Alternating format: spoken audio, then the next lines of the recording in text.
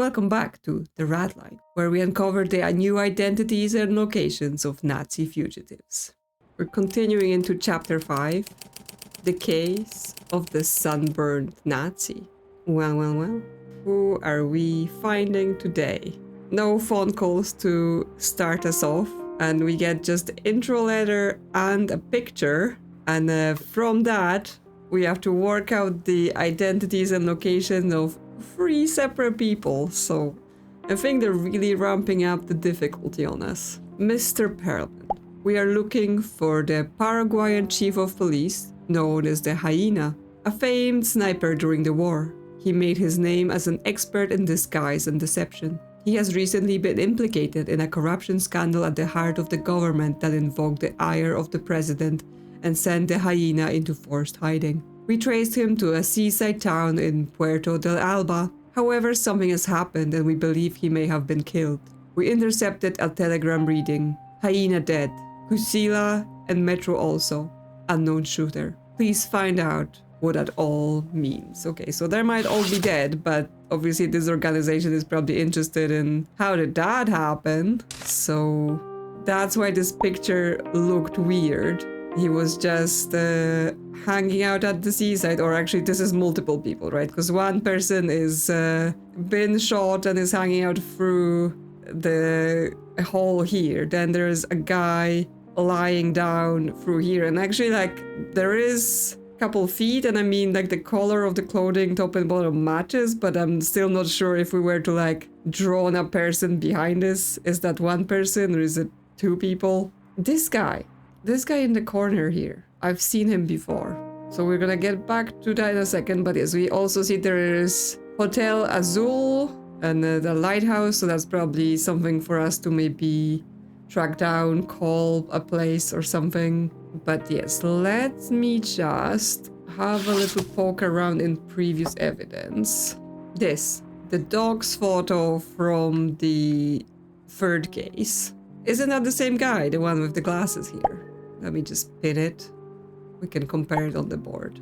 Yeah, I would say, again, art style permitting, because I had that issue in the previous case where it was 2 guys with short black hair and in a similar looking suit, and I thought they were the same guy, but they were not. But it's looking like potentially the same guy in both those pictures. But here I would have thought he was helping arrange the shipping of the fugitives out into safety. But here he's somehow there while they're being killed. I mean, he might be involved in the killing. He might be there for another reason. Maybe, you know, they stopped paying whoever was helping them and they decided to get rid of them, or they were going to do something that endangered the organization. So that's an interesting detail. But other than that, we have to dig everything up ourselves. Dog, do you know anything? Nah, you're just sleeping. Okay. So can we find this Hotel Azul at all in our Rolodex? There we are, Hotel Azul. We can call them, see if they have anything to say. Hello, Hotel Azul, one of the most affordable hotels in Puerto del Alba. Boris speaking. Hello, I'm an investigator inquiring about an incident that happened opposite your hotel. Of course, an unimaginable scene of horror. Mind if I ask you a few questions? Of course. How can I help? Again, we're going back to the whole, we call just about anyone and they're like, here's the entire story. I would think a hotel would like to be like, oh yeah, no, it's totally safe to come here, right? Please don't worry about this. What happened exactly? There was a shooting outside the hotel. One of our guests was murdered. Again, you're not making a good case for this hotel. Which guest? I believe it was one Paul Gerard. Although there's not a lot left to judge by. Quite gory. Who was he? He checked in the day before the incident. I'm sure he was high up in the security services because the hotel is still crawling with Paraguayan secret agents. Perhaps he was the chief of police. Perhaps. Him or his brother. His brother? Yes, his brother checked in on the day of the incident, a Mr. Ernst Gerhardt. Any indication as to their reason for visiting? Not sure. Perhaps catching the ferry to see beaches at Playa Burma or Bahia Escondida. But, you know, you don't need bodyguards for that. Do you think the names were real? I doubt it. Most people here check in under assumed names for all sorts of reasons. If he was in the security services, I don't imagine he holidays much under his real name. One last thing. When he arrived, Mr. Paul gave me a letter to send. However, I still have it. Would you like to see it? It's so nice that everyone's just willing to give us everyone's private information. Yes, please. Who were your guests at the time? Tell me more about the guests. Apart from the brothers, no one exceptional. How would you describe them? Both tall men with sandy blonde hair, blonde with piercing eyes. More than similar. If I hadn't checked them in separately, I would say they were the same man. Okay, so like twins? Anything unusual they said or did? Only one thing. When I mentioned to Ernst that his brother was already here, he looked a touch confused, and I heard him mutter, "The plot thickens." So, on the day of the incident, what happened at your hotel? That morning, around 11 a.m., 2 large bodyguards came to the front desk asking for Mr. Paul. They said they were his protection. I sent them to his room. Did you see them exit? I was called away, but I understand they left and went to the funfair. Thanks. Tell me about your hotel. I would love to say we're a state-of-the-art facility, but unfortunately I feel the hotel has seen better days. I can access your floor plan? In the municipal records. The guest book too. How about the guest rooms? Anything notable? Well, they both left quite a few things. We actually have pictures of both brothers' rooms, taken as evidence. Ernst or Asmari, since he seems to have disappeared. Sadly, we cannot take payment in toy bears. Toy bears? Interesting. Aha, could you send over the photos, please? I will do that. Thanks, that's all I need. Okay, we get lots of new evidence. What's interesting is that it's the 70s, right? And yet people are somehow sending us out pictures. Like in the 70s, either you had to send things physically, at best you could maybe fax them, but obviously they wouldn't come out nice and in color, right? Fax would mostly just work for text, I would say. So it's interesting that we're getting nice, clear pictures immediately. Dear R, writing you from Puerto del Alba, you found a great man through PS. They've put me up in a terrible hotel. Room doesn't even have the sunrise. I'm free for the moment to walk around, but they're sending some new bodyguards tomorrow to protect me. I can't risk sticking around for more revelations to come out. Time to make a move. After this, I will spend some time at the next port until things have cooled down. In a month, I intend to return to Dr. Schmidt to complete my oronectomy. Oh, Dr. Schmidt's oronectomy is coming back. Though I've heard nothing from him recently. We can meet there, expect word. Woof woof, best, NS. Okay, well, Dr. Schmidt may have been eliminated after we've discovered his identity and told it to the people that are employing us. So that might be why he's heard nothing. But yes, I guess he was in trouble with the government because he was involved in something there. So that might be why he's like on the run and hiding. And then we have pictures of the rooms. So it's 302 and then 301 is kind of opposite, but the sign is crooked. He's got some document and props, but other than that, nothing specific about it. And then the second picture, he's got the bear, he's got a screwdriver and belushis. So that might be pointing to something like the bears are used to smuggle things. So maybe they should take the payment in bears. Who knows what they have in there, right? Okay, is belushi something we can call? It's not. Is it something in the library?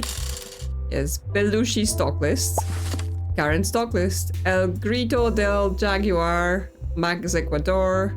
Okay, so this is locations where they're available. So we have Cans of Glory, Puerto del Alba. So those sound like potentially fanfares, right? Because there is like Cotton Candy Catapult, Fortune Hen, Cans of Glory, Roulette, Devil's Ringtones, right? So like some sort of games and stuff where you may win those bears. But I assume it's important for other reasons, right? There are some secrets inside.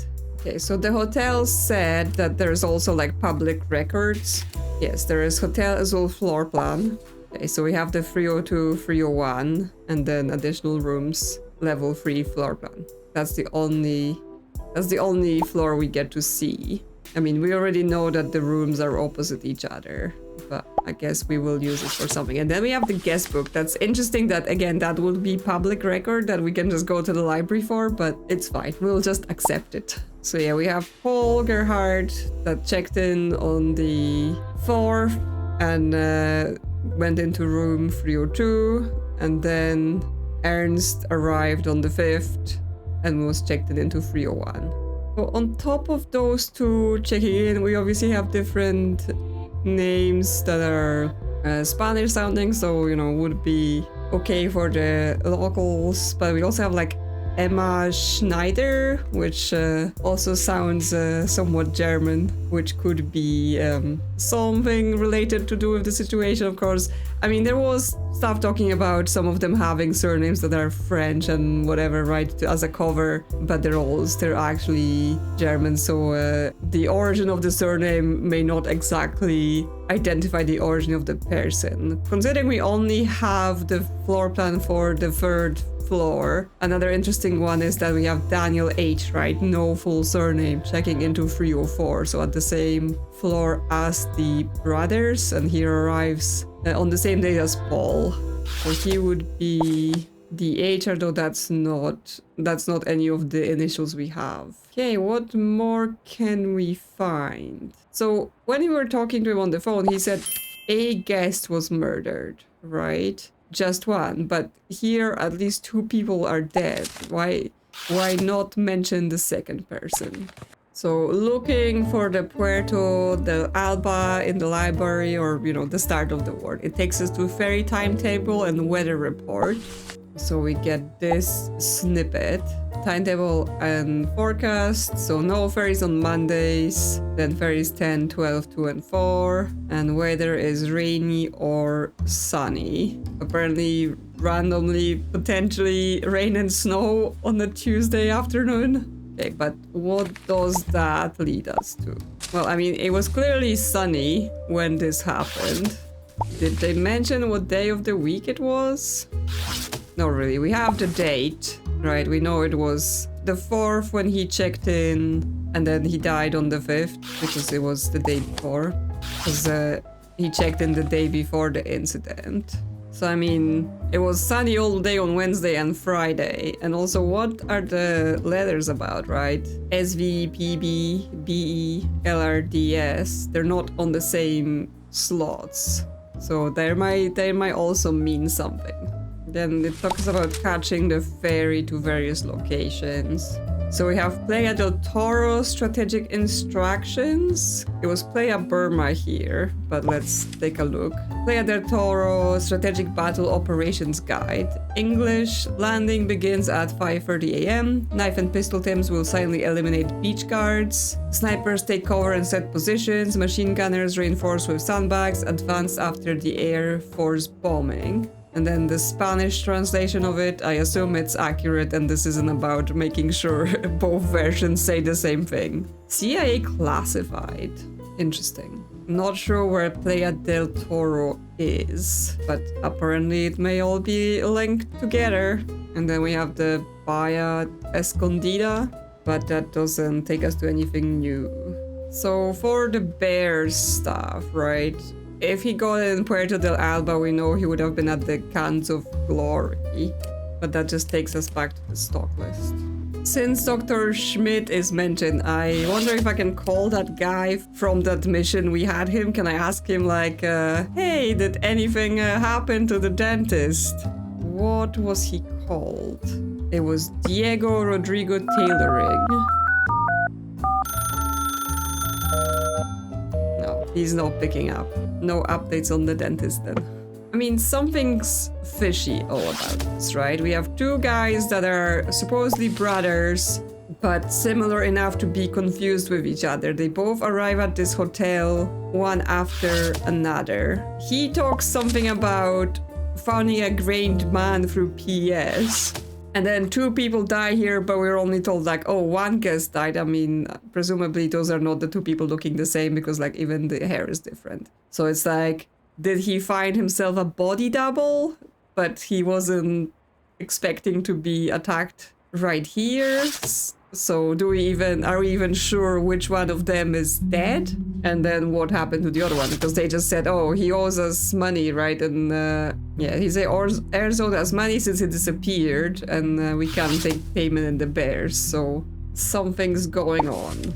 And that presumably leads us to, well, Hyena, and then the other guy is either the Kuchila or Metra. And so far we've had like no mention of the third guy. I assume that's him down here, but nothing really has been said. Like, was he one of the bodyguards? Was he another guy? Is he like one of the bodyguards as well? That's why he's there.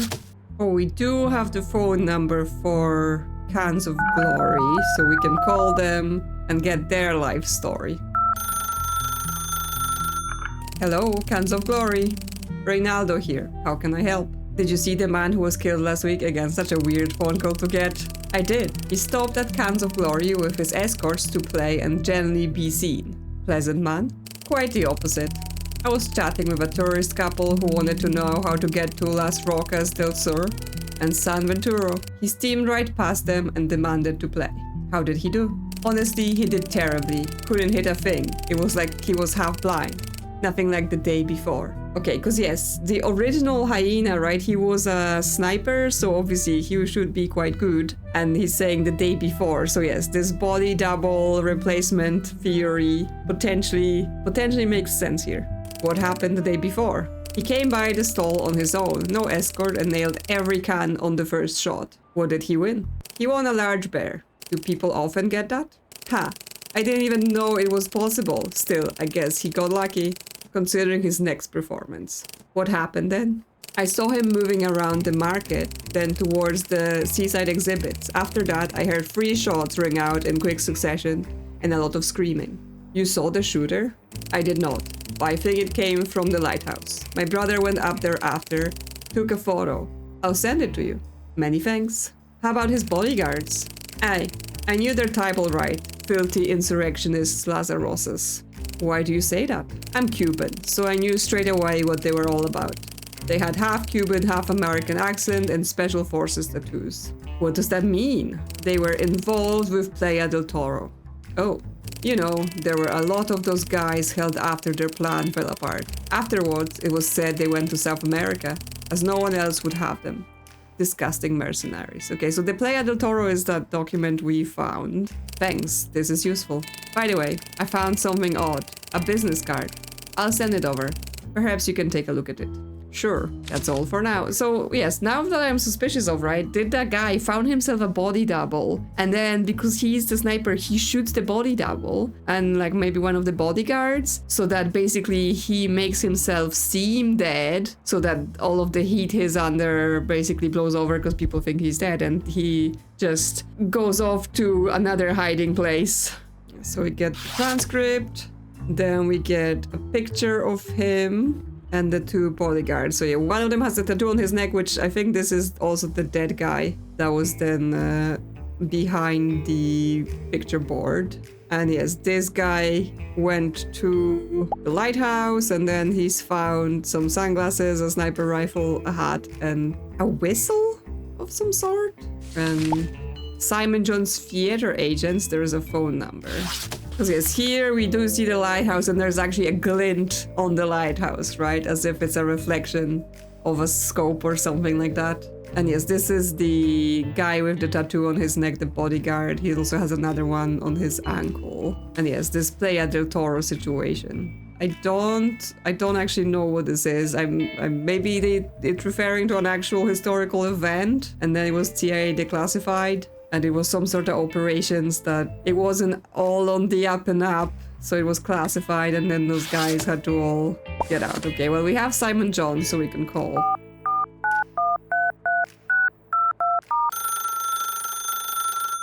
Simon Jones, theater agent. Give me good news. What does your agency do? We are an esteemed London talent agency for only the top actors and actresses, famous worldwide on stage and screen. Oh, really? Can you tell me some of your clients? Do you know Jonathan Bailey? He did the Colgate toothpaste adverts some time ago. I see. Yes, not exactly your headliner actor if you're saying Oh yeah, the guy who did the toothpaste commercial. Do you have anyone working in Puerto del Alba? Where the devil is that? It's in Paraguay. No, I don't think so.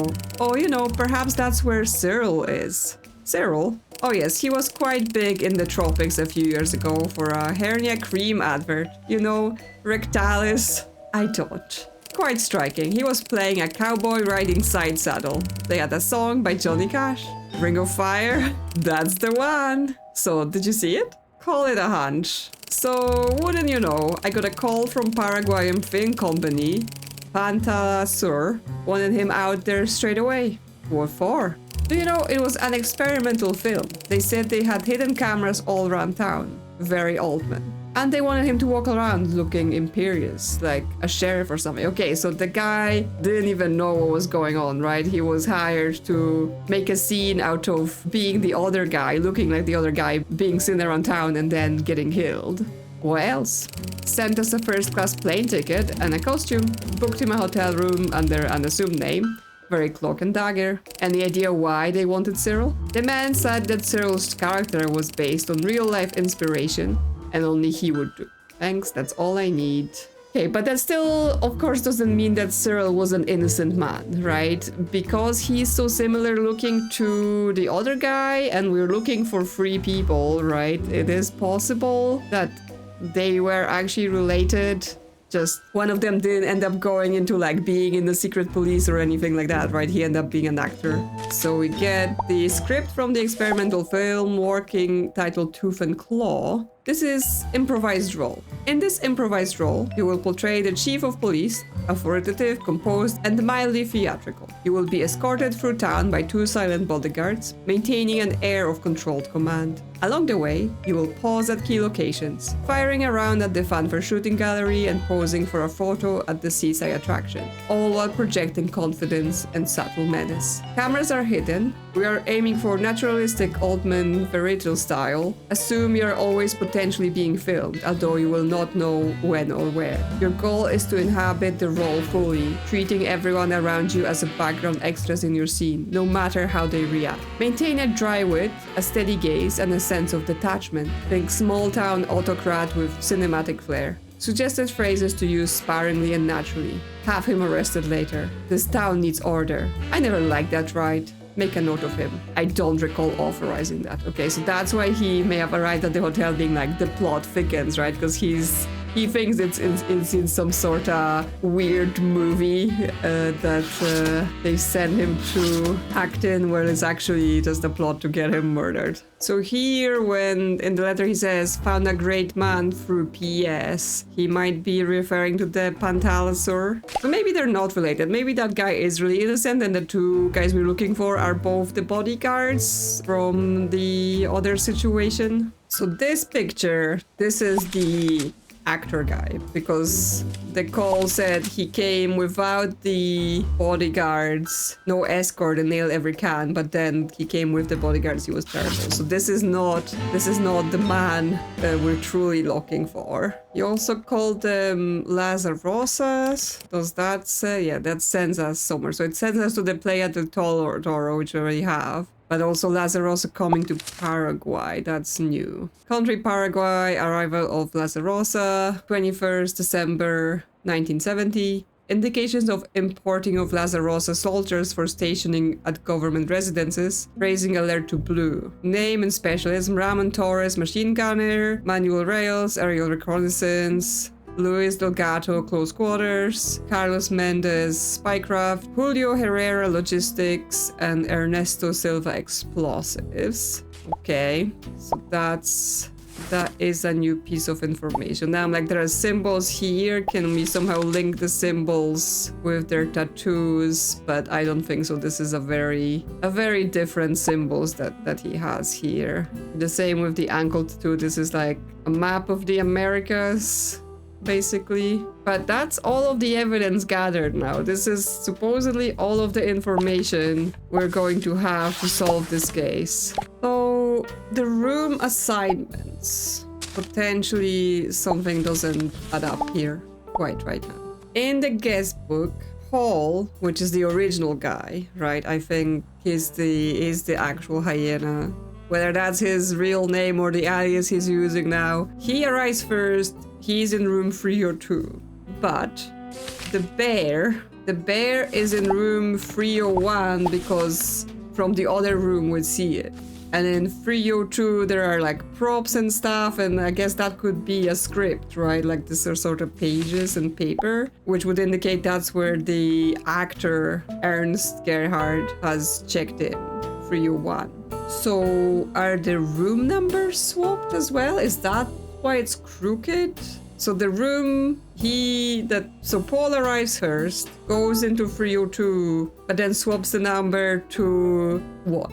Because obviously the other guy would have made it to the empty room either way, but I guess the bodyguards asked for the number. So yeah, the day of the incident, so after Paul has arrived, the bodyguards show up dead, right? And they came to the front desk asking for Paul. They said they were his protection. I sent him to his room, right? So switching the room numbers wouldn't do anything for the two people checking in, but it would send the bodyguards to the wrong room and therefore send him towards the actor. So the bodyguards are also unaware of the fact that they're protecting the wrong guy, assuming they're there for protection and not just some other situation of like they're someone else's muscle that came to get the guy. So because this is all the evidence, I assume the name I have to put for the hyena is Paul Gerhard, even though, interesting, it's not a surname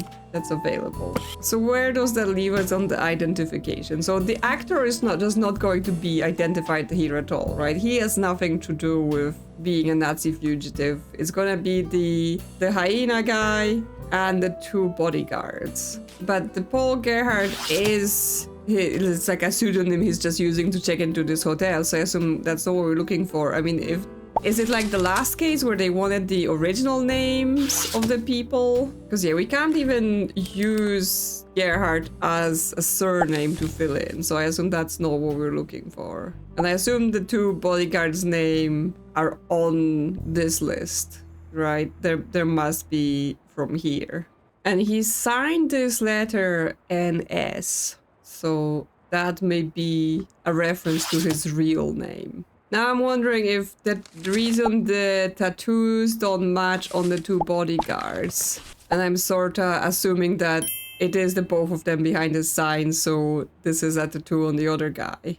Did they try to get them covered up, basically? So like the circle with the Americas on them, right? That could be the machine gunner designation, but then they added the continents to hide that. And therefore this neck tattoo on this guy, you can actually like zoom in and stuff on this.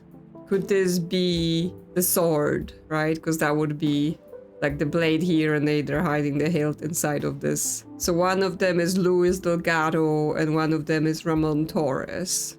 But how do we know which is which? You know, which one's called Metra and which one's called Cuchilla? So apparently Cuchilla is a Spanish word for blade, and therefore it could be this guy because he was the close quarters and he had like the sword designation. I'm not sure this is how you're supposed to arrive at this answer, but I was like, this seems like some sort of Spanish meaning words. I always have hard time deciding where games are like, you know, do I need external information for this or not? Do I need to just go and look it up? Or is that cheating? I mean, I'm not saying look it up instead of in like Google the answer. I mean like the general information, like what does this word mean? Is that okay? But it just seemed like it might help. So that would mean Cuchilla is this guy. And therefore his name is Luis Delgado. And well, he's currently in Puerto del Alba being dead. So is the other guy. And the other guy's name is going to be Ramon Torres, the machine gunner. And that's him. So now for the hyena. Where can we get his picture? When can we get his identity? Now, here on this picture where he left the sniper rifle, like, yes, we get the ferry leaving, so we know he likely caught the ferry, one of them, and we know like the bodyguards arrive like at 11, so you know it would have to be the later ferries. Like, are those designations here not about the weather but where the ferry is going? Because obviously we have to decide that where did he go, right? If he killed those people and then escaped, where did he go afterward? But yes, with the hat and sunglasses, there is a guy in hat and sunglasses here in the background of this picture. So is that him? Is that him just scoping the situation out, right? He's making sure the actor is doing his job before he goes to complete his plan. But his name, though, NS. Nothing here, nothing we have in this case matches NS. So we have to find it somewhere else. We do get this very direct link to the dentist case with the oronectomy with the Dr. Schmidt. And there was a patient list in that case, and we know sometimes we have to look back. So let's see. There, Schmidt patient list. There is, yeah, N. Schroeder for an oronectomy. That would mark with NS. But that just gives us a full surname, not yet the first name. Okay, so we have Schroeder for the surname, but what's N? Was there more in that case? Because there was also dialogue we had about like the dentist stuff. So that would be in transcripts. Here, Diego said, Nico, a charming fellow patient visiting from Paraguay, spoke highly of the same procedure he had with Dr. Schmidt, talking about the oronectomy last January. Starts with N, is from Paraguay, and had an oronectomy, right? So is Nico his full first assumed name? But where did he go? Which ferry did he take? And where did he go after this? So here, the hotel clerk mentions Playa Burma or Bahia Escondida, which would be PB and BE, which are both shorthands that appear on this plan. So those are possibilities. But do we know the other names, right? Because we can't just assume that he's gone to one of those. So the guy from Cans of Glory mentions people asking about going to Las Rocas del Sur and San Venturo, which then matches with LRDS and SV. Okay, so those are all the possible ferry destinations. Now, which ferry did he take? We know it had to be after 10 a.m. for sure, and probably even after 12, because the hotel said that the bodyguards arrived at 11? Yes, 11 a.m. So by the time like they've arrived, that it would have taken them to like go out, right? They were doing things like going to the shooting range, going to take a picture. So it would have likely been 12 by then, and the guy, the sniper, has to like do the shooting, get all the way down from the lighthouse, catch a ferry, right? So we're likely talking about a 2 p.m. or a 4 p.m. ferry here. But it still leaves us with basically every single location, right? It was sunny at the time because we see when the ferry leaves, because I assume that's the ferry he is already on after that guy comes to take a picture. When the ferry leaves, it's already sunny, so we're likely looking at some of those, but again, it only eliminates one count of SV, but we still have another count of SV. So how else? Oh, interesting.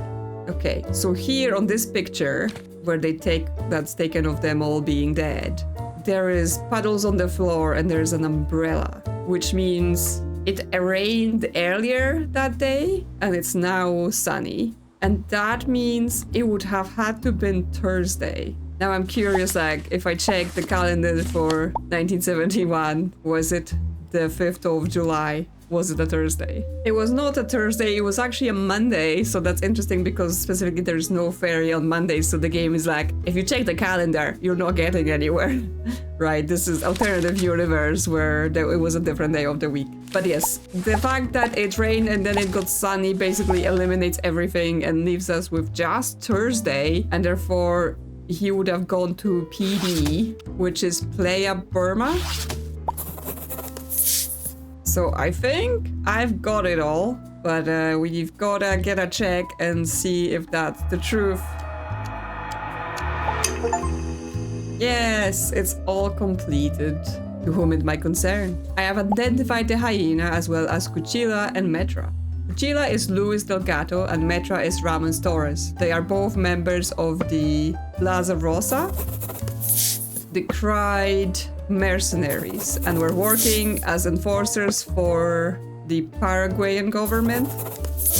They are both dead in Puerto Alba. The other man dead there is Cyril Lampley, an actor. He was hired by Pantalasur Productions, apparently for an experimental film. In reality, he was hired as he was a dead ringer for the hyena. The hyena arrived at this hotel a day before Lampley, who was staying opposite. On the day of the murder, he swapped the room numbers so that Cuchillo and Metra picked up the wrong man. They then circulated around town with Lampley playing his role until they were all executed by the hyena. The hyena then fled to Playa Burma. He can be identified through his choice of dentist, one Alex Schmidt, who goes by Nico Schroeder. So that's this story confirmed, and yes, quite the interesting one with swapped identities and lots of things to try and confuse us. So I hope you've enjoyed this round of investigation, and join me next time for uncovering even more secret identities. If you enjoyed this one, consider liking or subscribing. Thank you to channel members for supporting the channel, and I will see you soon on another adventure.